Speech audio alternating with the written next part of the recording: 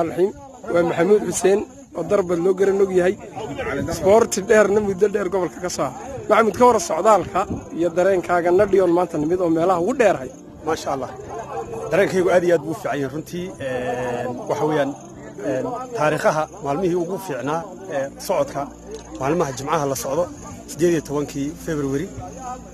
waa maalin jimcaha waa maalintii socdaalka rag badan oo khiyaara oo dadkii hore ah waa meesha jooga waxa la yimid dooxii nadhi oo aad iyo aad dalcado badan iyo buuro badan iyo wax badan la soo maray oo dalcadahan uu sheegay doctorku sidoo sheegay kala reeba iyo toddoba karmood iyo dirqi kaga baxiyo yaa haygu soo noqoniyo kuma soo noqdo iyo soo marmariyo buurahaas oo dalcadahaas oo magacyo badan leh aad iyo aad ban wayaan ilaahay ugu mahadinayna inaan caafimaad qab afaarteeda UK-na waxaan leeyahay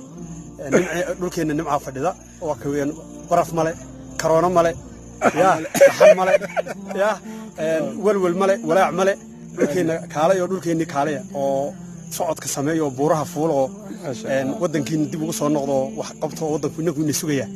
cid kale inaan ku hadlaynaa ma waqtigan inagu wax qaban lahayn baan taaganahay waxaan aad iyo aad idinku bogaadinayaa inaad nagala soo qayb gashiin noona timaadiin insha Allah gacmo furan ku soo dhawaada